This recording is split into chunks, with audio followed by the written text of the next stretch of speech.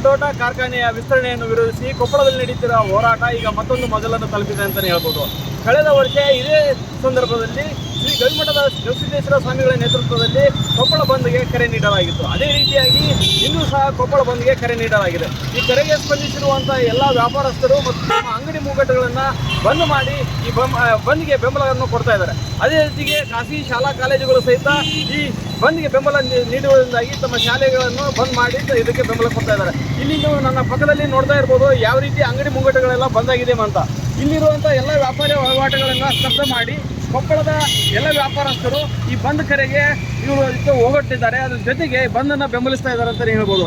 ಜೊತೆಗೆ 1 ವರ್ಷದಿಂದ ನಡೀತಿರುವಂಥ ಈ ಹೋರಾಟಕ್ಕೆ ಈ ಸತತವಾಗಿ ಎಲ್ಲರೂ ಬೆಂಬಲ ನೀಡುತ್ತಾ ಬಂದಿದ್ದಾರೆ. ಅದರ ಜೊತೆಗೆ ಇಂದು ಮತ್ತೊಂದು ಮೊದಲು ತಲುಪಿರುವಂಥ ಈ ಹೋರಾಟ ಇಲ್ಲಿ ಇವತ್ತು ದೊಡ್ಡ ಮಟ್ಟದಲ್ಲಿ ನಡೀತಾ ಇದೆ ಅಂತಲೇ ಹೇಳ್ಬೋದು.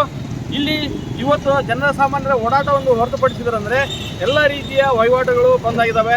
ಅದ್ರ ಜೊತೆಗೆ ಶಾಲೆಗಳು ಸಹಿತ ಬಂದಾಗಿದ್ದಾವೆ. ಅದ್ರ ಜೊತೆಗೆ ಕೊಪ್ಪಳ ವಿಶ್ವವಿದ್ಯಾಲಯ ಸಹಿತ ಇವತ್ತು ನಡೆಯಬೇಕಿದ್ದಂಥ ಪರೀಕ್ಷೆಗಳನ್ನು ಮುಂದೂಡುವ ಮೂಲಕ ವಿದ್ಯಾರ್ಥಿಗಳಿಗೆ ಯಾವುದೇ ರೀತಿ ತೊಂದರೆ ಆಗಬಾರ್ದು ಅನ್ನೋ ನಿಟ್ಟಿನಲ್ಲಿ ಪರೀಕ್ಷೆಗಳನ್ನು ಸಹಿತ ಮುಂದೂಡಿದೆ. ಅದೇ ರೀತಿಯಾಗಿ ಜನಸಾಮಾನ್ಯರು ಸಹಿತ ಅಂಗಡಿ ಮುಂಗಟ್ಟುಗಳನ್ನು ಬಂದ್ ಮಾಡಿದ್ದಾರೆ.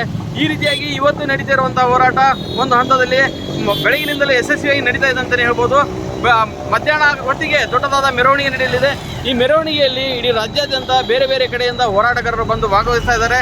ಈ ಮೂಲಕ ಕೊಪ್ಪಳ ಮತ್ತೊಮ್ಮೆ ಬಲ್ಡೋಟ ಕಾರ್ಖಾನೆ ವಿರುದ್ಧ ತನ್ನ ಧ್ವನಿಯನ್ನು ಎತ್ತುತ್ತಾ ಇದೆ. ಅದರ ಮೂಲಕ ಬಲ್ಡೋಟ ಕಾರ್ಖಾನೆಯನ್ನು ಈ ವಿಸ್ತರಣೆಯನ್ನು ನಿಲ್ಲಿಸಬೇಕು ಎನ್ನುವುದು ಮುಖ್ಯವಾದ ಆಗ್ರಹವಾಗಿದೆ. ಈ ನಿಟ್ಟಿನಲ್ಲಿ ಇಂದು ನಡೆಯುತ್ತಿರುವಂಥ ಹೋರಾಟ ಬಹಳ ಮುಖ್ಯ ಅಂತಲೇ ಹೇಳ್ಬೋದು. ಈ ಹೋರಾಟಕ್ಕೆ ಎಲ್ಲರೂ ಬೆಂಬಲ ನೀಡಿರುವುದರಿಂದಾಗಿ ಕೊಪ್ಪಳ ಬಂದ್ ಯಶಸ್ವಿಯಾಗಿ ನಡೀತಾ ಇದೆ ಅಂತಲೇ ಹೇಳ್ಬೋದು. ಸಿರಾಜ್ ಬಿಸಳ್ಳಿ, ಪ್ರಜಾ ಟಿವಿ, ಕೊಪ್ಪಳ.